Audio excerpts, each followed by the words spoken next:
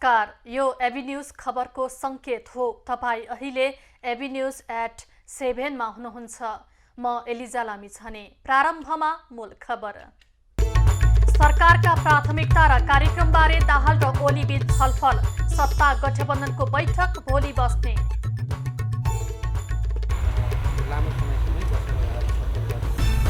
नेतृत्वको सत्ता लिप्साको कारण गठबन्धन टुटेको कांग्रेस कोइराला समूहको निष्कर्ष। सत्ता विमुखका विषयमा केन्द्रीय समितिमा समीक्षा हुने। निजी क्षेत्रको माग सम्बोधन गर्न अर्थमन्त्री पौडेल सकारात्मक। व्यवसायीलाई पनि राखेर नीति बनाउने आश्वासन। पर्वतमा विद्युतीय तार र ट्रान्सफर्मर व्यवस्थापनमा चरम लापरवाही। स्थानीयको ज्यान जोखिममा पर्दा समेत सुधारमा बेवास्ता। डोटीका भूकम्प पीडितको बिचल्ली। अस्थायी टहरा समेत निर्माण नहुँदा चिसोमा पालमुनि रात कटाउन बाध्य। र नेपाल टी20 लिगमा विराटनगरको पहिलो जित। पोखरा 6 विकेटले पराजित। लुम्बिनीले सुदूरपश्चिमलाई सुपर ओभरमा हरायो।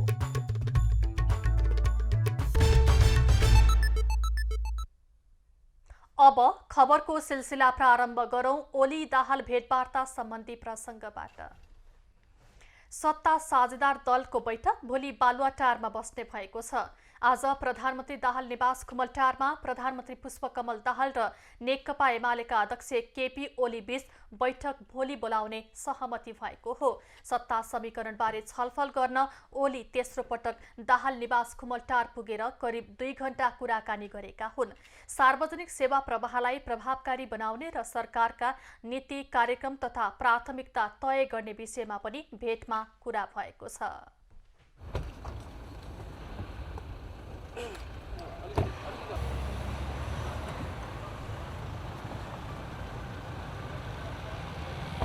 नेकपा एमालेका अध्यक्ष केपी शर्मा ओलीजीको बिचमा अहिले मूलत सरकार निर्माण भइसकेपछि सरकारका नीति कार्यक्रम के बनाउने, अब कसरी जाने र सरकारको कामलाई प्रभावकारी कसरी बनाउने भन्ने विषयमा विहङ्गम छलफल भयो। लामो समयसम्मै बसेर उहाँहरू छलफल गर्नुभयो। त्यस्तै दुई नेताबीच एकीकृत समाजवादी र जसपालाई सरकारमा सहभागी गराउने विषयमा पनि सकारात्मक कुरा भएको छ। बिहान भएको भेटमा एकीकृत समाजवादीका अध्यक्ष माधव नेपाल माओवादी केन्द्र लगायतका दलहरूको नयाँ सत्ता गठबन्धनमा मिलेर जान सकारात्मक देखिएपछि उनले ओलीसँग छलफल गरेका हुन्।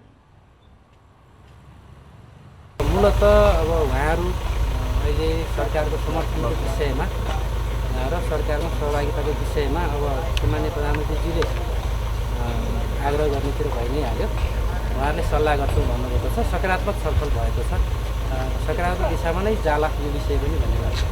अध्यक्ष नेपालले मिलेर जानको लागि आवश्यक आधारहरू बन्नुपर्ने भएकाले त्यसमा के गर्न सकिन्छ भनेर दुई नेता छलफलमा जुटेका हुन्। आज नेपालसँगको भेटमा जसपाका अध्यक्ष उपेन्द्र यादव पनि सहभागी थिए। नेपाल र यादव दुवैलाई दाहालले सरकारमा सहभागी भइहाल्न प्रस्ताव गरेका छन्। नेपाललाई सहमत गराउन एमाले नेताहरू पनि केही दिनदेखि सक्रिय छन्। एकीकृत समाजवादीलाई सहमत गराएर एमाले ठूलो दल बनाउने योजना नेताहरूको छ। नेपाली कांग्रेसका सहमहामन्त्री जीवन परियारले पुस 10 गतेको घटनालाई सामान्य रूपमा कांग्रेसीहरूले लिन नमिल्ने बताएका छन्।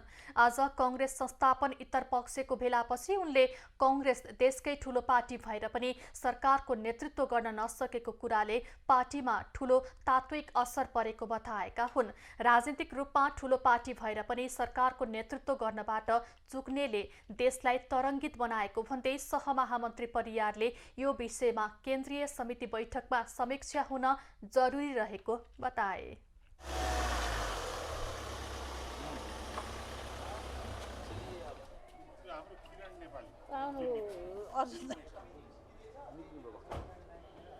हामीले नेपाली कांग्रेसलाई आम जनताले जुन खालको विश्वास र भरोसा गरेर पहिलो पार्टी बनाए, यो पहिलो पार्टी बनाएको जुन एउटा प्रत्याभूति हामी नेतृत्वले दिन सक्नु पर्थ्यो, पार्टीका नेताले दिन सक्नु पर्थ्यो, त्यो दिन नसकिरहेको घटनाप्रति हामी अत्यन्तै गम्भीर छौँ।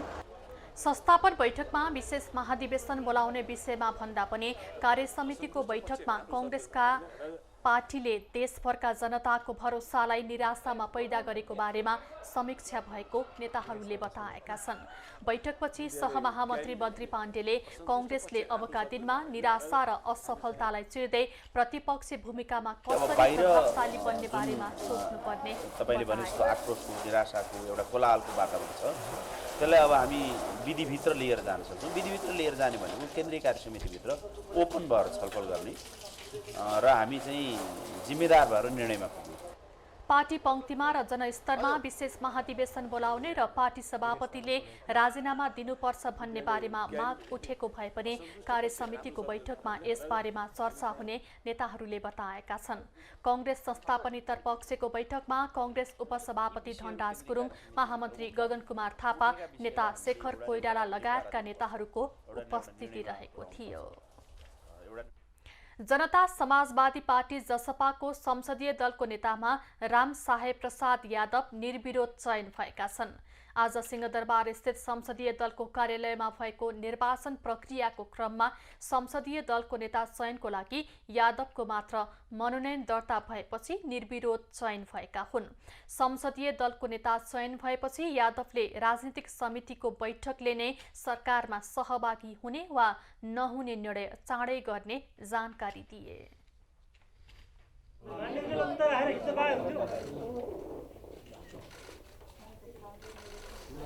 अब हाम्रो कार्यकारिणी समितिको बैठक, राजनीति समितिको बैठक बस्दैछ। पार्टीले जे निर्णय गर्छ त्यो अनुसार हामी सहभागी हुने नहुने कुरा पार्टीले नै निर्णय गर्छ। नेता यादवले निर्वाचनमा पार्टीको मत नघटेको दावी गर्दै पार्टीमाथि आएको थप चुनौती सामना गर्न पार्टीलाई संगठित रूपमा अघि बढाउने उल्लेख गरे। यसअघि पार्टीले अघि सारेका जनताको माग र मुद्दालाई सशक्त रूपमा अघि बढाउने उनको भनाइ छ। यसअघि दलको नेताको लागि सांसद अशोक राई र राजकिशोर यादवले पनि दावी गरे पनि सहमतिमा नाम दर्ता गराएका थिएनन्। सांसद यादव बारा क्षेत्र नम्बर 2 बाट नेकपा एमालेको समर्थनमा निर्वाचित भएका थिए। राजनीतिक परिस्थिति छ। आन्दोलनरत पूर्वका उद्योगी व्यवसायीहरूले चालू पुँजी कर्जा मार्गदर्शन र उच्च ब्याजदरको माग सम्बोधन गर्न अर्थमन्त्री विष्णु पौडेललाई आग्रह गरेका छन्। बुधबार अर्थमन्त्री पौडेलसँग वार्ता गर्दै पूर्वका उद्योगी व्यवसायीले चालू पुँजी कर्जा मार्गदर्शन र उच्च ब्याजदरको माग सम्बोधन गर्न माग गरेका हुन्। उद्योग वाणिज्य महासंघका वस्तुगत संघहरूले पनि अर्थमन्त्रीसँग बैंकर र व्यवसायी तत्काल छुट्याउन माग गरेका छन्। अर्थमन्त्री पौडेलले पनि व्यवसायीको माग सम्बोधन गर्न सकारात्मक देखिएका छन्। उनले माग सम्बोधनको लागि केही दिन धैर्य गर्न आग्रह गरेको व्यवसायीहरूले बताएका छन्। उनले व्यवसायीहरूलाई पनि राखेर नीति बनाउने प्रतिबद्धता पनि जनाएका छन्। आन्दोलनमा जुन होमिएका हामी 4-5 वटा जुन बोर्डर लाइनका उद्योग वाणिज्य संसद वस्तुगतका साथीहरू हुनुहुन्छ, हामीसँग छलफल गरेर मात्र कुनै निर्णय गर्ने पनि मन्त्रीज्यूले आश्वासन दिनुभएको छ। मलाई लाग्छ यो एकदमै सराहनीय छ। अहिलेको तत्कालीन वित्तीय सम्बन्धी समस्या, ब्याज दर बढेको, पुनर्कर्जालाई रिन्यू नगरिएको र अहिले चाहिँ ब्याज तिर्नलाई असहज परिस्थिति भएकोले समय मागको लागि हामीले राखेका छौँ। त्यो कुरोलाई अर्थमन्त्रीजीले निकै सकारात्मक हिसाबले हामी चाहिँ चिन्तित छौँ, सिरियस छौँ भनेर उहाँले बोल्नु भएको छ। अर्थमन्त्रीसँगको वार्तामा व्यवसायीहरूले बैंकहरूको सेवा शुल्क 50% घटाउनु पर्ने माग समेत राखेका थिए। उनीहरूले पुष मसान्तसम्ममा 20% पनि उद्योगीले बैंकको सावा ब्याज तिर्न नसक्ने जानकारी पनि गराएका थिए। विद्युत प्राधिकरणले तार र ट्रान्सफर्मरको उचित व्यवस्थापन नगर्दा पर्वतका स्थानीय जोखिममा परेका छन्। ट्रान्सफर्मर जमिनबाट नजिक रहेको कारण स्थानीयको मृत्यु भएको छ भने कसैको अङ्गभङ्ग समेत भएको छ। उसको यहाँको साँप्राको मासु काटेर यहाँ टालेको, फेरि यो साँप्राको मासु पनि काटेर फेरि यहाँ टालेको, अझ यहाँको घाउ बन्द भएको छैन। यो घाउ बन्द गर्नको लागि पैसाको कारणले रोकिएको छ। विद्युत प्राधिकरणको लापरवाहीका कारण पर्वतमा विद्युतको जोखिम बढेको स्थानीयको गुनासो छ। जलजला धाइरिङमा एकजनाको ज्यान गयो भने गत वैशाखमा कुस्मा 5 का 8 वर्षीय सनम परियार बाटामा रहेको विद्युत ट्रान्सफरमा छोएर हात गुमाउन पुगे। नेपाल विद्युत प्राधिकरण पर्वत वितरण केन्द्रको लापरवाहीका कारण सनम परियारको दाहिने हात नै काटेर फाल्नु पर्यो। यो मात्र होइन, कुस्मा 4 का गुप्तेश्वर मार्गका स्थानीय समेत घाइते भइरहने घटनाका कारण स्थानीय दिनदिनै त्रसित छन्। बत्ती बोलेको गर्छ। 3टा 4 के अरे कौवा मरिसके, 8-9 बाँदर मरिसके। विद्युतीय दुर्घटनामा बाँदर र पन्छीहरू समेत दिनदिनै पर्ने गरेको स्थानीयको भनाइ छ।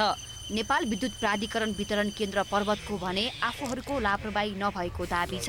स्थानीयले हेलचेक्राइ गर्दा दुर्घटना भएको बताउँछ। माटो थुपार्ने काम भएर नै त्यो अग्लो ट्रान्सफर्मर होचाउन गयो, तल भएमा माटो थुपारिनाले त्यसले गर्दा हो सर। अब यसलाई लापरवाही भन्न मिल्दैन।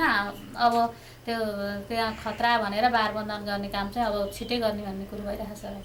बच्चा बच्चीले सजिलै भेट्ने गरी ट्रान्सफर्मर राख्नु नै गल्ती भएको भन्दै स्थानीयवासीले पटक पटक लाइनको बारेमा जानकारी गराए पनि विद्युत प्राधिकरणले भने चासो दिएको छैन। घटना भएपछि पनि पहिलेकै जसरी जोखिमपूर्ण अवस्थामै ट्रान्सफर्मर छाडिदिनुले थप दुर्घटना निम्तिन सक्ने स्थानीय बताउँछन्। महेन्द्र जीसी, पर्वत। गत कार्तिकमा डोटीमा गएको भूकम्प पीडितहरू चिसोमा कष्टकर जीवन बिताउन बाध्य भएका छन्। भूकम्प पीडित पुसको कठ्याङ्ग्रिने चिसोमा त्रिपाल मुनि रात कट्याउन बाध्य भएका हुन्।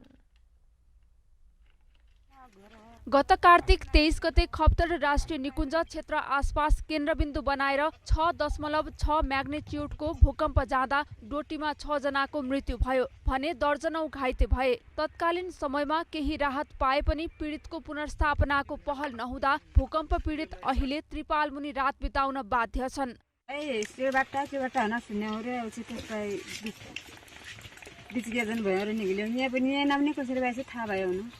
कतै निको कहिले नि हुनु त को एक जोडा मिल्ने मुन्डालो कोही भन्दैन, कोही भइरहेको छ, चलाइरहेको छ, कोही नदिरहेको छ, कोही भइरहेको छ। भूकम्पबाट पूर्वी चौकी, साइल तथा आदर्श गाउँपालिका लगायत जिल्लाका 3800 बढी घरमा बस्न नमिल्ने गरी क्षति पुगेको छ। घर भत्किएपछि पुसको कठ्याङ्ग्रिदो जाडोमा कष्टका साथ बस्नु पर्दा पनि कुनै निकायले सहयोग नगरेको पीडितको गुनासो छ। पैँचाला आउँछन्, डर लाग्छ, सर्पा आउँछन्। अब यहाँ पनि आयो बेला दिन उहाँहरू रातभरि बिउजा रहन्छौँ। तर यतिमा बस्छु पर्बु रातभरि त्यहाँबाट चिसो गर्दा ज्यादा हुन लाग्यो। कपडा पनि छैन के पनि। स्थानीय सरकार तथा विभिन्न सङ्घ संस्थाले राहत स्वरूप अस्थायी बासका लागि खाद्यान्न, त्रिपाल, लुगा, कपडा र भाँडाकुँडाको व्यवस्थापन गरे पनि हालसम्म स्थायी पुनर्निर्माणको कुनै टुङ्गो लागेको छैन। राति अब जसो रात पढ्यो उसो ठन्डा हुन्छ, अब दिउँसो जसो घाम पढ्यो उसो तातो हुन्छ। सब हामीले त्यो बसाको त्रिपाल पढ्यो भने भित्र चुइरहन्छ। अब बच्चाहरूलाई सबैलाई त्यसै समस्या। गृह मन्त्रालय र राष्ट्रिय विपद जोखिम न्यूनीकरण तथा व्यवस्थापन प्राधिकरणको प्राविधिक टोली आउने भने पनि अहिलेसम्म पुगेको छैन। स्थानीय सरकारले भने अस्थायी टहरा निर्माण थालेको छ। हामी 2-4 दिनभित्रै अस्थायी रूपमा त्यहाँका जति जोखिमका घरहरू छन्, जति अप्ठ्यारोमा परेका छन्, मलाई लाग्छ संयुक्त रूपमा उहाँहरूको घर अस्थायी टहरा पनि बनाइदिएर र केही नभयो भने पनि जस्ता पाता लगाएर पुनर्निर्माणतर्फ पनि गइराखेका छौँ। खप्तड राष्ट्रिय निकुञ्जसँगै जोडिएको भूकम्प प्रभावित बस्ने गैरा गाउँमा केही समयपछि हिउँ पर्ने भएकाले पीडित चिन्तामा छन्। हिउँ परेमा त्रिपाल मुनिका भूकम्प पीडितले थप शास्ति बेहोर्नुपर्ने देखिन्छ। कालीकोटको पलातामा गत असोजको वर्षा र बाढीको कारण क्षतिग्रस्त सिँचाइ कुलो स्थानीय आफैले मर्मत गर्न थालेका छन्। नहर बाढीले अँध्यारोमा बस्न बाध्य स्थानीय सिँचाइ समस्या समेत समाधान गर्ने उद्देश्यले मर्मतमा जुटेका हुन्। कालीकोट पलाता गाउँपालिका 9 मा रहेको सिँचाइ कुलो मर्मतमा स्थानीय जुटेका छन्। असोज 19 देखि 22 गतेसम्मको वर्षाका कारण क्षतिग्रस्त नहर स्थानीयले आफ्नै लगानीमा निर्माण गरेर बत्ती र सिँचाइको समस्या समाधान गर्न लागेका हुन्। गाउँपालिका लगायत सरकारवालाले कुनै चासो नदिएपछि नहर मर्मतमा स्थानीय आफै जुटेका हुन्। डिभिसीलाई हामीले 2 लाख रुपियाँ दिएर बल्ल आज हामी यो आज यो पुसको 11 गते हाम्रो गाउँबाली डढेर नष्ट भइसकेका छ। अनि माथिको सरकारवालाले पनि हेर्दैन, अनि गाउँपालिकाले हेरेर अहिले आफ्नै बलमा हामी डोजर लिएर आजको मितिबाट अनि उद्घाटन गर्न गइरहेका छौँ। पलाता गाउँपालिकाको सबै ठाउँमा यो वर्ष वर्षाले ठूलो क्षति पुर्याएको छ। अन्न उत्पादनका लागि सिंचाइ र विद्युत उत्पादनका लागि नहर निर्माण मात्रै भए पनि केही मात्रामा समस्या कम हुने अपेक्षा स्थानीयमा छ।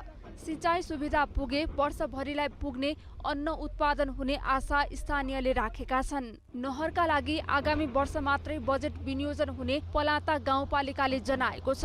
यो वर्ष बजेट नभएकाले अर्को वर्षको बजेटमा नहर निर्माणमा समेटिने जनप्रतिनिधिको आश्वासन छ। के भयो भने अब हाम्रो त्यो बजेट विनियोजन हुँदाखेरि त्यो बेला यो क्षेत्र विच्छेद भएको थिएन। त्यो भए हुनाले अब कुरो सुचारू थियो अनि हामीले बजेट विनियोजन गरेनौँ। अनि पछि विपद आयो, विपदको बेला हामीसँग बाँड्ने बजेट भएन। त्यसपछि अनि त्यही आधारमा यो रोकिन गएको। असोजको बाढीपछि स्थानीय सरकार र दलका नेताहरूले गाउँ आएर विद्युत र सिंचाइको समस्या छिट्टै समाधान हुने आश्वासन दिए पनि सो अनुसार काम नगरेपछि स्थानीय आक्रोशित छन्। लीलाराज सञ्ज्याल, कालीकोट। बुटोल उपमहानगरपालिकामा सडक निर्माणको काममा ढिला सुस्ती हुँदा व्यापार व्यवसाय चौपट भएको छ। समयमै निर्माणको काम नसक्दा वातावरण प्रदूषित हुनुका साथै सर्वसाधारणको स्वास्थ्य अवस्थामै गम्भीर समस्या देखिएको छ। धुले सडकका कारण उद्योगी व्यवसाय मात्र होइन, सर्वसाधारण र सवारी चालकले शास्ति मात्र पाएका छैनन्। सयौं पसलहरू विस्थापित हुने खतरा बढ्दै गएको छ। बुटवलको राजमार्ग चौराहादेखि गोलपार्कसम्मको करिब 3 किलोमिटर सडक स्तर उन्नतिको कामको कारण 6 वर्षदेखि अलपत्र छ। सडक दायाँ बायाँको अवस्था धुलो र हिलोले बिजोक अवस्थामा छ। पानी पर्दा हिलो र घाम लाग्दा धुलोका कारणले व्यापारीको व्यापार व्यवसाय चौपट भएको छ। बुटवल पाल्पा सडक खण्डको पुष्पलाल पार्क, ट्राफिक चोक, क्याम्पस लाइनका कतिपय पसलहरूमा बिक्रीका सूचना धेरै देख्न सकिन्छ। बजार घुम्नु भएको छ भने सटर पिच्छेका पसल बन्द भेटिन्छन्। कतिपय बन्द सटरमा पसल बिक्रीका सूचनाहरू पढ्न पाइन्छ। एकातिर व्यापार व्यवसाय निकै कम छ भने अर्कोतिर बाटोको दुरावस्थाले व्यापारीहरू मर्कामा परेका छन्। बाटोकै कारणले गर्दाखेरि त्यहाँ व्यवसाय नभएका व्यवसायहरू एकदम अप्ठ्यारो स्थितिमा परेका, कति पनि व्यवसायहरू नचलेर आफ्नो ऋणहरू ब्याङ्कका ब्याजहरू तिर्न नसकेर अब आत्महत्यासम्म गर्नुपर्ने अवस्था आएको। व्यापार हुन नसक्ने भएपछि बुटवल बजारका दर्जनौं सटरहरू अहिले खाली भएको सूचना टाङ्गिएको देखिन्छ। व्यापार नै नहुने पसल खोल्नुभन्दा व्यवसायीहरू घरमै बस्न चाहेको देखिन्छ। यहाँका होटल व्यवसाय पनि धराशायी बन्दै गएका छन्। सवारी चालकहरू पनि बजारको सडक राम्रो नहुँदा समस्यामा परेको बताउँछन्। बाटो भत्किन्छ, भत्कनलाई चाहिँ सबैजना तर्खर हुन्छन्, बनाउन चाहिँ कोही सक्रिय हुँदैनन्। 6 लेन सडक निर्माणको जिम्मा पाएको कञ्चनजङ्घा बिरुवा जेभीले कामको प्रगति देखाउन सकेको छैन। वर्षौंसम्म काम नगरी बस्ने ठेकेदारलाई सडक विभाग र सरकारले समयमा काम गराउन सकिरहेको पाइँदैन। यसरी सडक निर्माण समयमा नहुँदा व्यवसायको समस्या कसैले सुनुवाई गर्ने चासो दिएका छैनन्। बुटोलबाट दामोदर खनालको रिपोर्ट। निर्वाचनपछि नयाँ दल नयाँ सांसदका सर्वसाधारणमा सांसदहरूको तलब भत्तामा पनि चासो देखिन्छ। संसद सचिवालयका अनुसार प्रतिनिधि सभा सदस्यले पारिश्रमिक बापत 66,000 प्राप्त गरे पनि अन्य लाखौंको सुविधा कानूनले नै व्यवस्था गरेको छ।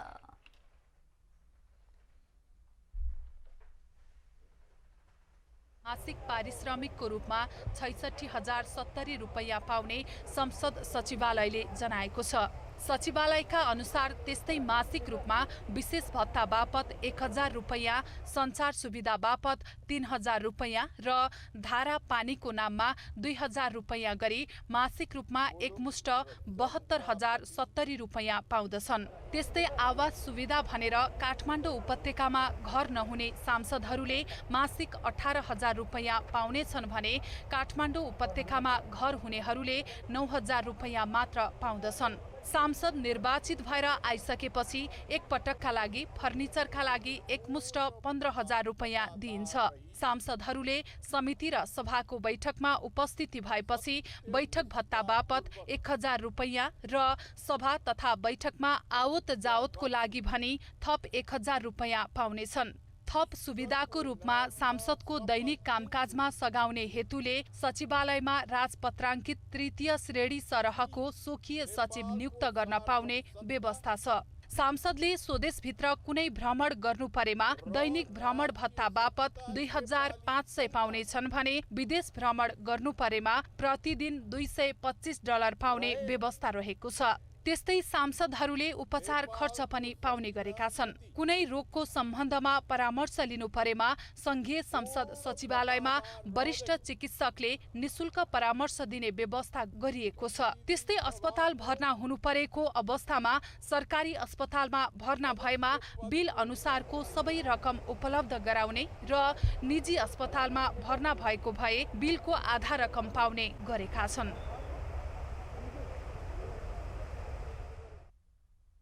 खबरको सिलसिला अझै जारी छ, हामीसँगै रहनुहोला।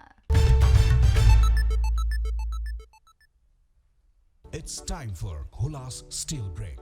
जस्ता पातामा मोटाइसँगै तौलको छाप, यो विश्वास पाइन्छ आपकार छली धन्दा कोको तानिए बैंकका पदाधिकारी राष्ट्र बैंकको पटक पटकको सजगता, तर कस्तो अटेरी इन्भेस्टमेन्टको इन्भेस्टमेन्ट बैंकको जुन उसले आयमा देखाउनु पर्ने पैसा हो, आय उसले जुन मर्जरबाट आर्जन गरेको आय छ त्यसलाई आय नमानेर उसलाई पुँजी मानेको। कर छली गर्ने बैंकलाई कस्तो होला कारबाही? किन भन्दा मर्ज गर्दाखेरि चाहिँ कति लाभांश यति गर्ने भन्ने मेरो बेलामा पनि कुरा उठाएको थियो। बैंकिङ क्षेत्रकै डरलाग्दो घोटालाको खास खुलासा आज राति 8 बजे खबर भित्रको खबर।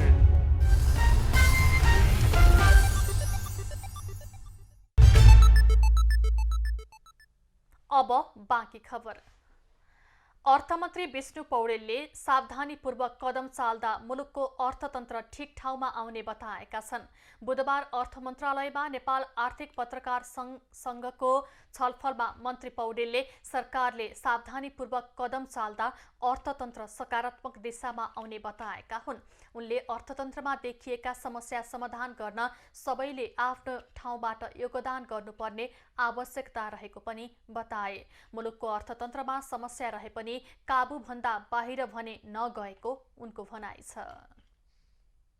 अर्थतन्त्रलाई चाहिँ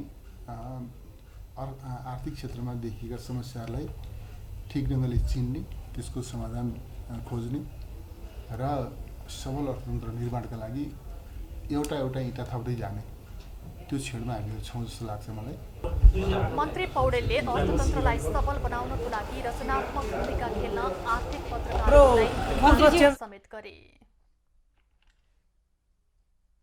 नेपाल राष्ट्र बैंकको चालू पुँजी कर्जा निर्देशिका तथा बैंकहरूको चर्को ब्याज दरका विरुद्ध वीरगञ्ज उद्योग वाणिज्य संघले आन्दोलनलाई निरन्तरता दिएको छ।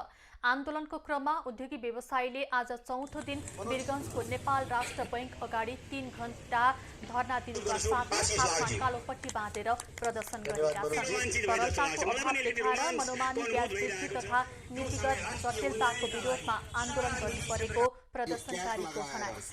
सडकमा आफ्नो रिभल्भिङ चेयर छोडेर एसी चेम्बर छोडेर यहाँ कोही बस्नेवाला थिएन। समस्या छ। यही मञ्चबाट खुल्ला रूपमा चेतावनी दिन चाहे भ्रम चिर्दिनुहोस्। अहिले पनि पत्याउनु हुन्न भनेदेखि नेपालभरि अहिले पनि आन्दोलन चल्दैछ। प्रदर्शनमा सहभागीहरूले करको ब्याज दर, अव्यावहारिक चालू पुँजी कर्जा निर्देशिका खारेज गर्न माग गरेका थिए। धरना अघि वीरगञ्ज उद्योग वाणिज्य संघबाट निस्केको र्यालीले नगर परिक्रमा गरेको थियो। केन्द्रीय बैंकले गरेको ब्याजदर वृद्धिको विरोधमा लुम्बिनी प्रदेशभरका उद्योग वाणिज्य संघले आज दाङको घोराहीमा प्रदर्शन गरेका छन्। उद्योग वाणिज्य महासंघ लुम्बिनी प्रदेशको आयोजनामा तथा दाङ जिल्ला उद्योग वाणिज्य संघको संयोजनमा विरोध कार्यक्रम भएको हो। प्रदर्शनमा सहभागीहरूले राष्ट्र बैंकको ज्याजतीका विरुद्धमा आफूहरू चुप लागेर नबस्ने चेतावनी दिएका छन्।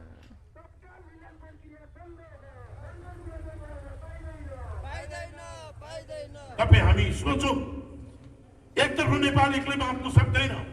हामी विश्वको दुईटा ठूला अर्थतन्त्र र त्यसका उत्पादनभित्र प्रतिस्पर्धा गर्नुपर्ने अवस्था एक छ भने अर्कोतर्फ हाम्रो देशको वस्तु परिस्थिति यस्तो रहेको छ। सहानुभूति त हामीले कति दिनसम्म सहने? जब हामीलाई ब्याङ्कबाट थ्रेट आउँछ भन्दाखेरि अब हामीले सहन सक्ने अवस्था हुन्छ। त्यसैले हेर्नुहोस्, एक गते लोनलाई थाम दिनुहोस्, ब्याज पनि तिर्छौँ, समा पनि तिर्छौँ, नभए तिर्दैन। मानसिक तनाव दिन पाइँदैन, आत्महत्या गर्नलाई बन्देज गर्न पाइँदैन। हाम्रो घरमा सेक्युरिटी पठाउनु छ भने तिम्रो ब्याङ्कमा पनि हामी सेक्युरिटी पठाउन सक्छौँ। बैंकहरूले व्यवसायीलाई धम्क्याउने काम तुरुन्त बन्द हुनुपर्ने प्रदर्शनमा सहभागीको माग छ। उद्योगमा ताला लगाए बैंकमा ताला लगाउने उनीहरूको चेतावनी छ। प्रदर्शनपछि जिल्ला प्रशासन कार्यालय दाङ मार्फत राष्ट्र बैंक र सरकारलाई निजी क्षेत्रको माग सम्बोधन गर्न ध्यानाकर्षण गराउँदै ज्ञापन पत्र समेत पेश गरिएको छ। चर्को ब्याज दरले भार ठेक्न नसकेर 6 जना व्यवसायीले आत्महत्या गरेको दाबी महासंघको छ। ब्याज दर वृद्धिको विरोधमा केही समयदेखि देशभर प्रदर्शन हुँदै आएको छ। मुलुकको अर्थतन्त्र आन्तरिक तथा बाह्य कारणले सङ्कटमा रहेको छ। सङ्कटमा रहेको अर्थतन्त्रलाई माथि उठाउन नवगठित सरकार गम्भीर भएर लाग्नुपर्ने देखिन्छ। लामो समयदेखि तरलता अभाव, बढ्दो व्यापार घाटा, विदेशी मुद्रा सञ्चितमा कमी, शोधानान्तर घाटा र चालु खाता घाटामा रहँदा अर्थतन्त्रका सबै सूचकहरू नकारात्मक रहेका छन्। अर्थतन्त्र सङ्कटमा रहेका बेला गठन भएको नयाँ सरकारका सामु सबैभन्दा ठूलो चुनौती अर्थतन्त्रमा सुधार ल्याउनु देखिन्छ। नयाँ सरकारका अर्थमन्त्रीले पनि अर्थतन्त्र सुधार्न सरकारवाला र विज्ञसँग छलफल गरेर अघि बढ्ने प्रतिबद्धता जनाएका छन्। अर्थ जगतका सबै क्षेत्रहरू र सबै विज्ञ विशेषज्ञहरूको समेत राय र सुझावहरूलाई सङ्गठित गर्दै समस्या पहिचान गर्ने र समाधान गर्ने त्यो आत्मविश्वासको साथमा यो जिम्मेवारीमा उपस्थित भएको छु। अहिले राजस्वले साधारण खर्च समेत धान्न सकेको छैन भने मूल्य वृद्धि पनि 7 वर्ष यताकै उच्च बिन्दुमा पुगेको छ। तरलता अभाव, ब्याज दर वृद्धि लगायतले निजी क्षेत्रको लगानी पनि सङ्कुचित बन्दै गएको छ। यस्तो अवस्थामा अर्थतन्त्र सुधारका लागि ब्याज दरमा स्थायित्व, लगानी मैत्री वातावरण, तरलता व्यवस्थापन लगायतका विषयमा ध्यान दिन सरकारलाई निजी क्षेत्रले सुझाव दिएका छन्। यो 3-3 महिनामा 6-6 महिनामा हैन एउटा अंकुश लाउने र चाहिँ एउटा निर्देशन ल्याएर अर्थतन्त्रलाई चाहिँ नकारात्मक बनाउने हो कि यसलाई चाहिँ व्यवस्थित गरेर र लङ टर्म 4-5 वर्ष 5 वर्षको यो सरकार हुनेछ भने 5 वर्षीय योजना, प्रथम वर्ष यो हुने, दोस्रो वर्ष यो हुने हैन, तेस्रो वर्ष यसरी जाने। विदेशी लगानी, विकास सहायता, पुँजीगत खर्च लक्ष्य अनुरूप हुन नसक्दा विगत 2 वर्षदेखि वित्तीय स्रोतको परिचालनमा पनि समस्या छ, जसले गर्दा प्रभावित भएका विकास निर्माणका काम र गुमेका रोजगारीका अवसरलाई मध्यनजर गरी नयाँ सरकारले वैदेशिक लगानीको सही सदुपयोग, पुँजीगत खर्च लगायतका विषयमा ध्यान दिनुपर्ने विज्ञहरू बताउँछन्। पुँजीगत खर्च हुन नसकिराखेको अवस्थामा पुँजीगत खर्च मात्रै बढाउँदा रोजगारीका अवसरहरू र स्रोत परिचालनमा पनि मद्दत पुर्याउँछ। सबै हिसाबले सङ्कटमा रहेको अर्थतन्त्रलाई एकै पटक माथि उठाउन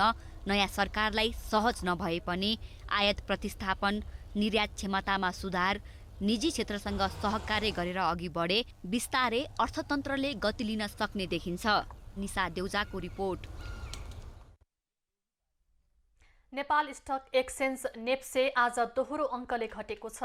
बजार परिसूचक 11.81 अङ्कले घटेर 1972.15 मा रोकिएको हो।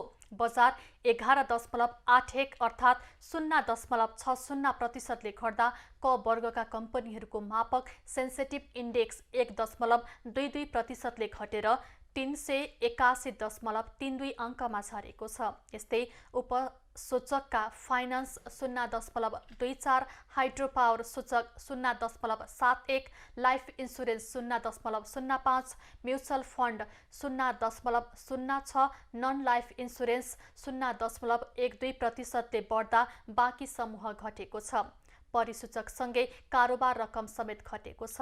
257 कम्पनीको 2,15,45,47,207 रुपैयाँ बराबरको सेयर खरिद बिक्री भएको छ।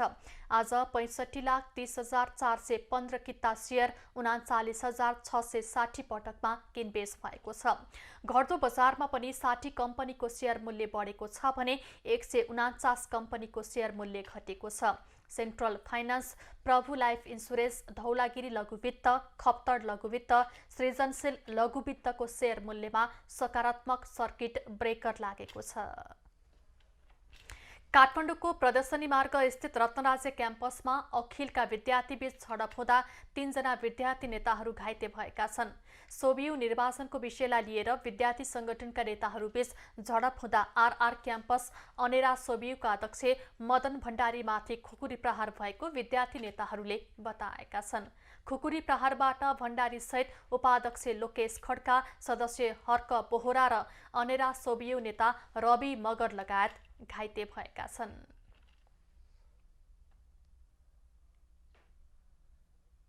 लोकेश खड्का, हर्क बोहरा अनि लगायत साथीहरू रवि मगर, अनेरा सोबियु भूगोल जिल्ला कमिटीको अध्यक्ष, काठमाडौँ भूगोल जिल्ला कमिटीको अध्यक्ष र आरआर क्याम्पसमा पढिरहेको विद्यार्थी, उहाँहरू मेलमिलाप गराउन जाँदाखेरि उहाँहरूमाथि नै खुकुरी प्रहार भयो भनेपछि यो कुनै आन्तरिक होइन। घाइते अध्यक्ष भण्डारीको अवस्था भने चिन्ताजनक रहेको छ। घाइतेहरूको अहिले काठमाडौँ मोडेल अस्पतालमा उपचार भइरहेको छ। सभापति शाहीले खुकुरी प्रहार गर्ने 4 जनालाई प्रहरीले नियन्त्रणमा लिएको छ। आक्रमणमा संलग्न आरआरका विद्यार्थी नरहेको बताइएको छ। घटनाबारे अनुसन्धान भइरहेको प्रहरीले जनाएको छ। पर्सामा बालक अपहरणपछि हत्यामा संलग्न 2 जना पक्राउ परेका छन्। वीरगञ्ज महानगरपालिका 25 सिर्सिया खलुवा टोलका 14 वर्षीय बालक निरज कुमार पासवानको अपहरणपछि हत्याको आरोपमा वीरगञ्ज 17 का श्यामप्रसाद यादव र धोबनीका दिलीप कुमार पटेल पक्राउ परेका हुन्। मङ्सिर 5 गते अपहरणमा परेका बालकको शव 1 महिनापछि पुस 10 गते सेफ्टी ट्याङ्कीमा फेला परेपछि प्रहरीले हत्या आरोपीलाई पक्राउ गरी आज सार्वजनिक गरेको हो। पक्राउ पर्नेमा पटेल बालक अध्ययनरत गुरुकुल पन्ना मेमोरियल इङ्ग्लिस स्कुलका गणित शिक्षक र सहायक प्रधानाध्यापक रहेको बताइएको छ। अपहरण गरेर उनीहरूले 50 लाख फिरौती रकम माग गरेका थिए। फिरौती रकम माग गर्न प्रयोग भएको सिमसहित प्रहरीले उनीहरूलाई पक्राउ गरेर सार्वजनिक गरेको हो। अपहरणकारीबाट फुत्किएर बालक भाग्न खोजेपछि पहिचान खुल्ने डरले उनीहरूले बालकलाई हत्या गरेको प्रहरी अनुसन्धानमा खुलेको छ। पक्राउ परेकाहरू विरुद्ध अपहरण तथा शरीर बन्धक बनाई कर्तव्य ज्यान मुद्दामा प्रहरीले कारबाही अघि बढाएको छ। लागु औषध दुर्व्यसनमा फस्नेहरूको संख्या बढेसँगै राजधानीमा पुनर्स्थापना केन्द्रहरू खुल्ने क्रम पनि बढेको छ।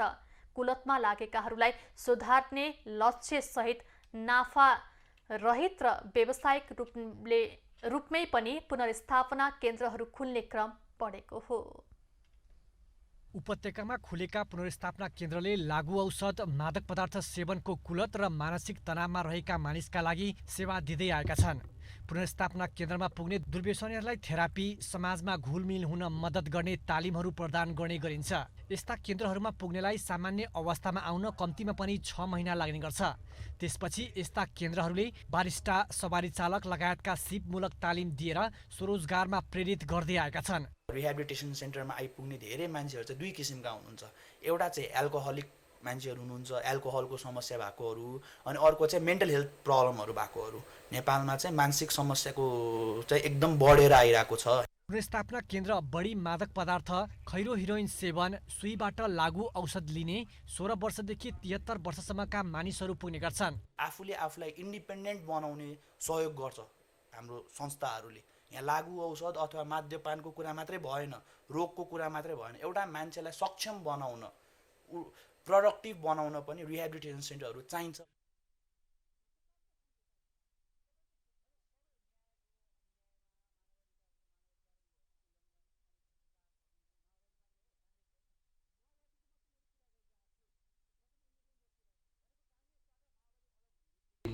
एनजिओ आइएनजिओहरूले चलाउनु होइन कि खासमा गभर्मेन्टले डाइरेक्टली मेन्टल हेल्थ हेर्ने भनेर यो लागु औषधको अनि प्लस मेन्टल रिह्याबहरू गरेर नेपाल सरकारले चलाउनु पर्ने कार्यक्रम हो।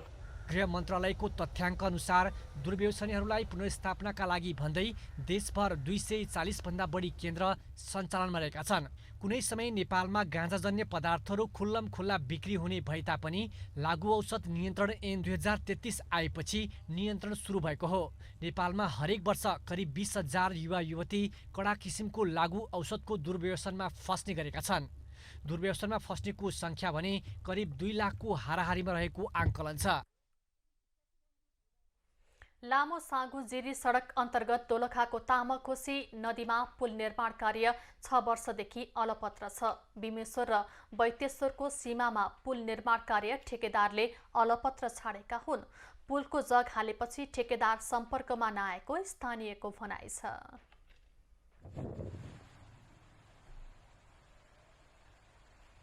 पुल नबन्दाखेरि यो पुरानो पुल हो, कोशी बढेर आउँदाखेरि यसको जगहरू पनि कमजोर अवस्थामा छ। ठुल्ठुलो सवारी चालकहरू हाल्दा चाहिँ जताततै पहिरोको जोखिम बढिरहेको छ। त्यो हिसाबले चाहिँ त्यो पुल छिटोभन्दा छिटो बनाउनु पर्ने अवस्था छ। पुल समयमा निर्माण नहुँदा चरीकोट हुँदै जिरी, बैतेश्वर, तामाकोशी, रामेछाप आवजावत गर्ने यात्रु मारमा परेका छन्। 2 वर्षमा बन्नुपर्ने पुल 6 वर्षमा निर्माण नहुँदा स्थानीय जोखिमपूर्ण यात्रा गर्न समेत नबनेपछि यात्रुहरूलाई धेरै जोखिम भएर बढी दुर्घटना हुन सक्ने ठुलो सम्भावना छ। यो सम्बन्धित निकायले यसका लागि ध्यान दिनु पर्यो। 2073 साल भदौमा पुल निर्माणको ठेक्का मिलगिरी नेसनल जेभीले 9 करोड 74 लाखमा 96,000मा ठेक्का लिएको थियो। तर 2 पटक म्याद थप गर्दा पनि ठेकेदारले पुल निर्माण गरेको छैन। इटहरीमा रहेको सिमसार क्षेत्र ताल तलैयामा पर्यटक बढेका छन्। जाडो मौसम सुरु भएसँगै ताल तलैया क्षेत्रमा वनभोज खान पुग्नेहरू बढेका हुन्। प्राकृतिक ताल तथा घना जंगल सहितको सिमसार क्षेत्रको रूपमा रहेको ताल तलैया क्षेत्र घुम्न जाने पर्यटकको संख्या बढेको छ। इटहरी उपमहानगर वडा नम्बर 2 र 3 को बीचमा पर्ने यो क्षेत्रमा हिउँदको समयमा परिवार सहित घुम्न र वनभोज खान आउनेको संख्या उल्लेख्य हुने गर्दछ। प्राकृतिक ताल तथा जंगल क्षेत्रमा गरिएको कृत्रिम साज सजावटले समेत आन्तरिक पर्यटक लोभ्याउने गरेको छ। यहाँ घुम्नको लागि रमणीय स्थानहरू निर्माण गरिएका छन्। त्यसको लागि विभिन्न स्ट्याचुहरू हामीले देख्न सक्छौँ र यहाँ तपाईँहरू सबैले चाहिँ जो जहाँ हुनुहुन्छ तपाईँहरू आउन सक्नुहुन्छ, दिनभरि घुम्न सक्नुहुन्छ। ठाउँ पनि रमाइलो छ। यहाँ बच्चाहरूलाई पनि खेल्ने ठाउँ रमाइलो छ। बच्चाहरू पनि रमाइरहेको छ। यहाँ ताल तलैयामा विश्व प्रसिद्ध कलाकारहरूले ढुङ्गा कुदेर बनाएका मूर्ति, बाल उद्यान, मिनी चिडियाखाना समेत रहेका छन्। सिमसारमा धेरै प्रजातिका रैथाने र आगन्तुक चराहरू समेत आउने गरेका कारण समेत आन्तरिक तथा बाह्य पर्यटकहरूको आकर्षकको केन्द्रको रूपमा विकसित हुँदै आएको छ। अतिरिक्त क्षेत्र बढाएर मिनी चिडियाखाना, पौडी पोखरी र त्यसमा डुङ्गा सञ्चालन गरे पर्यटक बढ्ने अनुमान संरक्षण समितिको छ। प्रदेश सरकारको सहयोगमा हामीले 2टा मोटर बोटहरू ल्याएका छौँ र पाइडल बोटहरूको पनि मर्मत सम्मार गरेर यसको सञ्चालन गरेका छौँ र थप आकर्षणको रूपमा टी हाउसको व्यवस्था गरेर मान्छेहरूलाई माथि उच्च स्थानमा गएर ताल तलैयाको अध्ययन अवलोकन गर्ने अवसर जुराएका छौँ। हिउँदको समयमा बिदाका दिनमा ताल तलैयामा दैनिक 500 टोलीसम्म वनभोज खानका लागि पुग्ने गर्दछन्। अन्य दिनमा दैनिक 200 टोली यहाँ पुग्ने गरेको तथ्याङ्कले देखाउँछ। देशका विभिन्न भागमा विद्यार्थीहरू अध्ययन अवलोकनका लागि पनि तालतलैया पुग्ने गरेका छन्। धार्मिक पर्यटकीय स्थल सापसुधा प्रचार प्रसारको अभावमा ओझेलमा परेको छ। पूर्वको प्रसिद्ध धार्मिक स्थलको रूपमा रहेको यो स्थान प्रचार प्रसारको अभावमा ओझेलमा परेको हो। मानिसहरूको धार्मिक आस्थाको केन्द्रको रूपमा रहेको सापसुधाप ओझेलमा परेको छ। यहाँ पूजाआजा गरे मनोकामना पूरा हुने साथै सन्तान प्राप्त गर्ने विश्वासले मानिसहरू यहाँ पुग्ने गरेका छन्। भोजपुरको चखेवा भन्ज्याङबाट करिब 10 किलोमिटर टाढा खोटाङको दिक्तेल रूपाकोट मजुवागढी नगरपालिका पर्ने यो स्थानमा दर्शन गरे चिताएको पुग्ने स्थानीयको भनाइ छ। पाप गर्ने देवी पनि हुनुहुन्छ, त्यहाँबाट भनेको दुधको शिकारी पनि हुनुहुन्छ। त्यहाँ मन्दिर छेउछाउै भएको हुनाले बडो उत्तम पो भएर हामीलाई राम्रै भएर पो जाँदैछ। आफ्नो भाकल पूरा गर्नका लागि भोजपुर, खोटाङ, धनकुटा, सोलुखुम्बु, विराटनगर, काठमाडौँ लगायत ठाउँबाट मानिसहरू आउने गरेका छन्। प्रसिद्ध साप्सु खोलाको शिरमा रहेको यो स्थानमा विभिन्न समयमा मेला समेत लाग्ने गरेको छ। स्थानीय सरकारले यहाँको विकासका लागि मन्दिर निर्माण, घेराबारा तथा आवत जावतका लागि बाटो समेत विस्तार गरेको छ। यसलाई अझ प्रचार प्रसार गर्न सके पूर्वको एक प्रसिद्ध स्थानको रूपमा स्थापित हुने स्थानीयको अपेक्षा छ।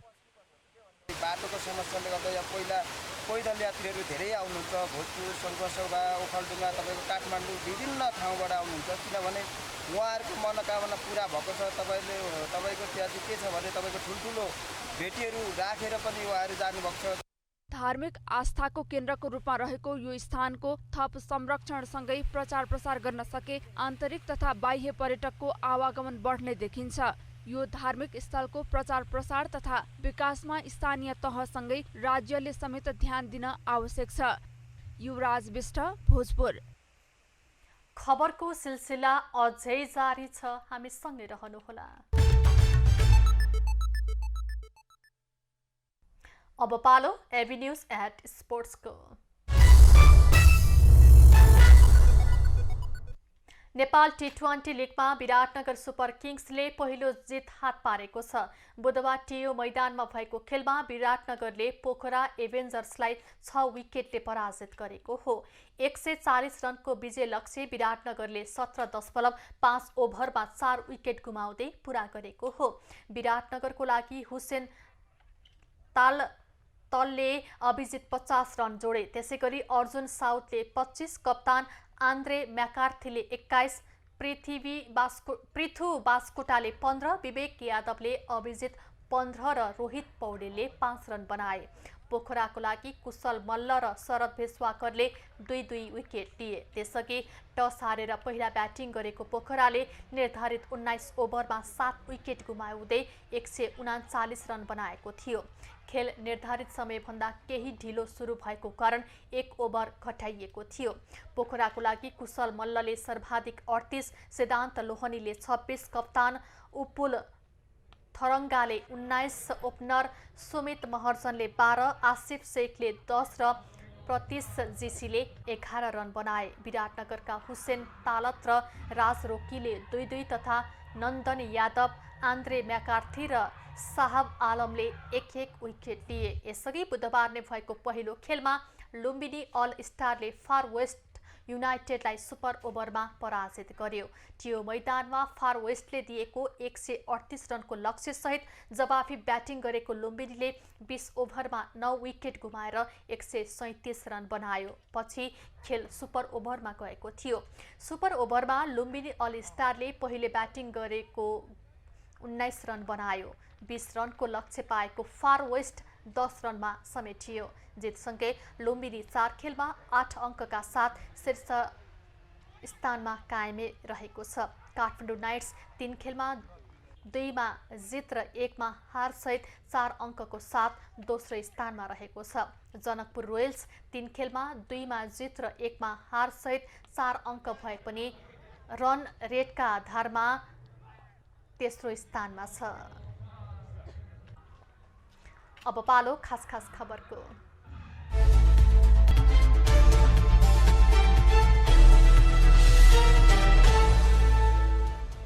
प्रधानमन्त्री पुष्पकमल दाहाल सरकारी निवास बालुवाटारमा सरेका छन्। बुधबार साँझ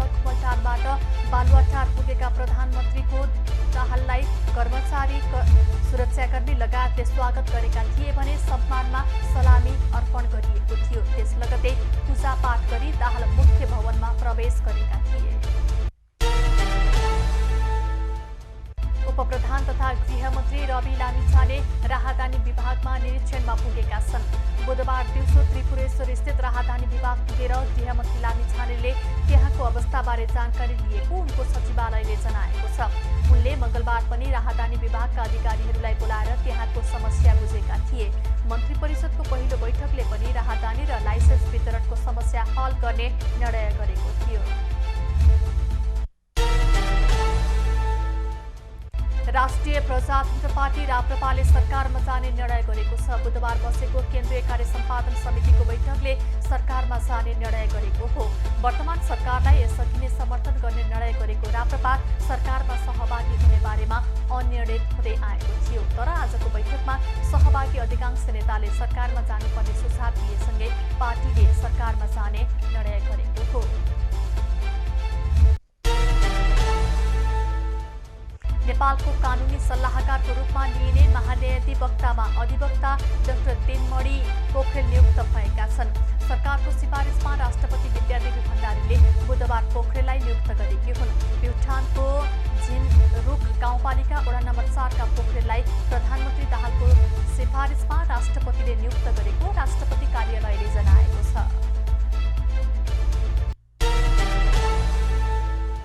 कांग्रेस बागमती प्रदेश सभा संसदीय दलको नेतामा बहादुर सिंह लामा निर्वाचित भएका छन्। नुवाकोटबाट प्रदेश सभामा प्रतिनिधित्व गर्ने उनले मकवानपुरका इन्द्र बानियालाई पराजित गरेका हुन्। बुधबार भएको निर्वाचनमा कांग्रेस प्रदेश सभापति समेत रहेका बानियाले 16 मत पाउँदा लामाले 21 मत पाए।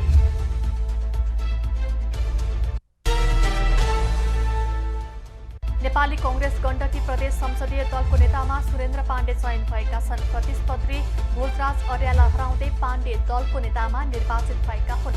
पाण्डेले 18 मत र प्रतिस्पर्धी भोजराजले 8 मत प्राप्त गरे।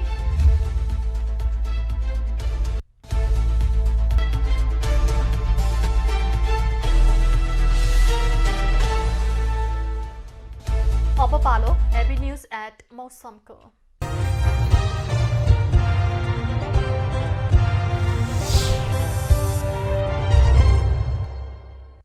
पछिल्लो 24 घण्टामा देशका पहाडी भूभागमा आंशिक बदली रही सुदूरपश्चिम र लुम्बिनी प्रदेशका तराई भूभागमा हुस्सु र कुहिरो लाग्यो। आज राति देशका पहाडी भूभागमा आंशिक बदली रही बाँकी भूभागमा मौसम सामान्यतः सफा रहनेछ।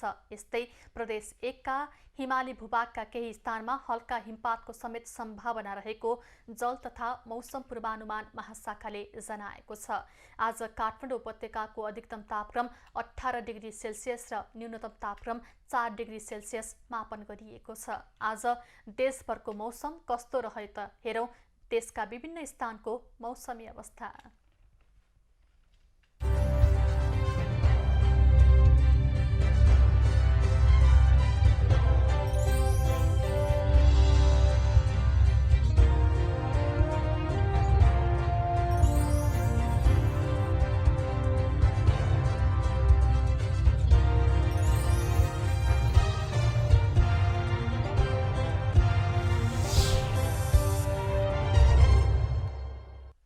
अहिलेलाई खबरको क्रम यति नै। एबी न्यूज खबरका यी सहित अन्य विस्तृत खबरको लागि www.avnews.tv लगइन गर्न सक्नुहुनेछ। युट्युब, फेसबुक र ट्विटरमा पनि हामीलाई फलो गर्न सकिनेछ। खबरभित्रको खबरको लागि हेर्दै रहनुहोला एबी न्यूज खबर। नमस्कार।